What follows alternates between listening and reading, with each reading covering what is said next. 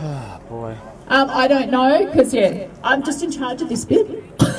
So once we get back over there, then Dave's going to let everyone know what the plan is from there. Whether we do Parliament House, whether some go to National Press, whatever, but that's where comms will be from that Thank point. you very much, because we can stay set up there, we don't have to keep pulling the sound system back up and down again. Peter, so we'll be set up permanently Peter there. Little, all right, Facebook. let's move out. Peter Little, I'm in Facebook. Facebook jail, love. That's all right. You might be able to still watch. Yeah. Thank you very much. That's even with that, the phones went hot. Yeah. So I've got my second phone. Beautiful ladies holding the beautiful umbrella. What are your names? Yvonne. Beautiful Yvonne. Jan. And Jan. Yvonne and Jan. Thank you very much. Appreciate that. Yeah. So you didn't miss much, guys, but yeah, it's a shame it just.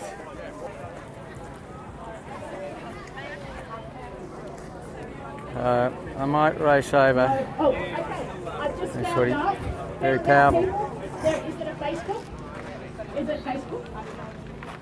On Telegram, there has been a page, a chat set up called Freedom Campers.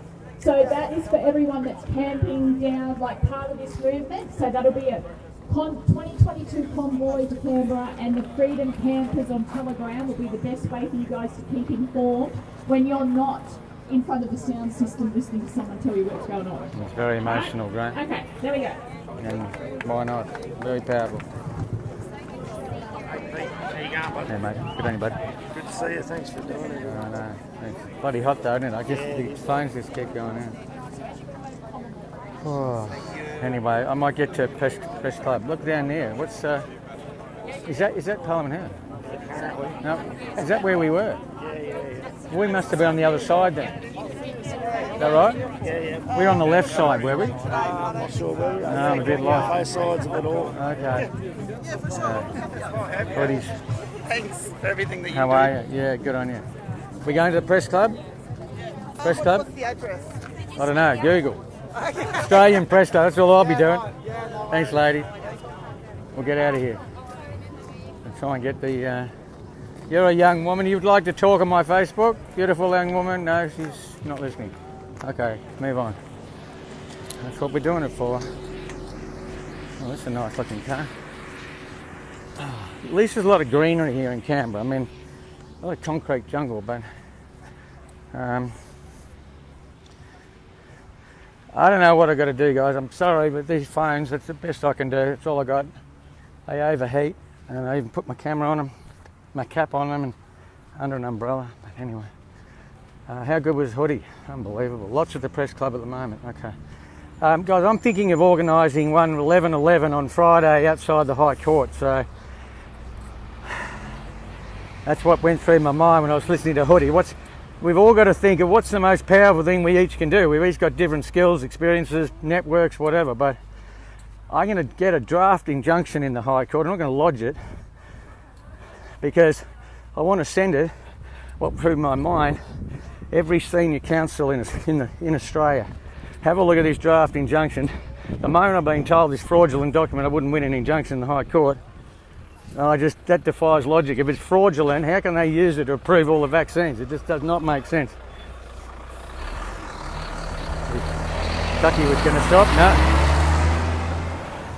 So what if we get a draft injunction done, don't lodge it, and send it, 11:11 goes out to every senior counsel, and for that matter, every barrister we can find right across Australia. Tell me, how can we tighten up this document so that it's worth having a crack in the High Court? I mean, it kind of doesn't even worry me if the High Court said, no, we're going to let a corrupt document continue to be used. I mean, just to showcase just what a joke the legal system is. But maybe there's a way. Maybe all these senior counsels have been in and out day after day in the High Court, can have a look at this fraudulent document. It's all up on chasetruth.club. Chase Truth, someone put that up. chasetruth.club website. It's corruption complaint number 2. Everybody should be able to understand the argument in it. And I say that a Commonwealth public official, Professor Ian Kelso, fraudulently created this document in 2018 to stymie me back then when I did have an Australian legal practicing certificate, when it suited me. Doesn't suit me now. You reckon I wouldn't be in disciplinary proceedings doing what I'm doing? Wake up, people.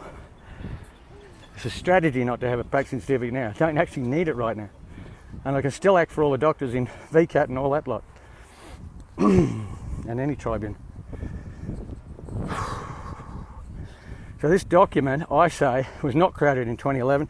It purports to give power to the Chief Executive Officer of the National Health and Medical Research Council to make substantive changes to the vaccine schedule for kids and all the adults without any public consultation.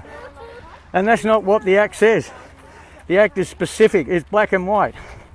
You couldn't lose a substantive case. You might not win an injunction because of the balance of convenience and the way they judge injunctions without a final hearing, but you might recall Novak's case was an injunction.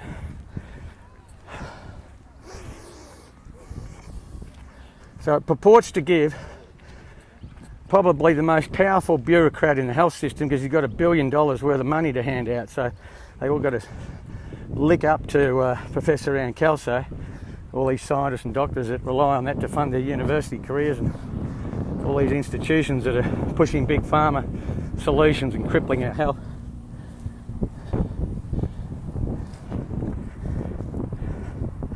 So there is no power under the National Health and Medical Research Council Act, Section 14, capital A, to make any changes, approve any changes, without a public consultation, except for one very, very, very, very, very, very minor reason.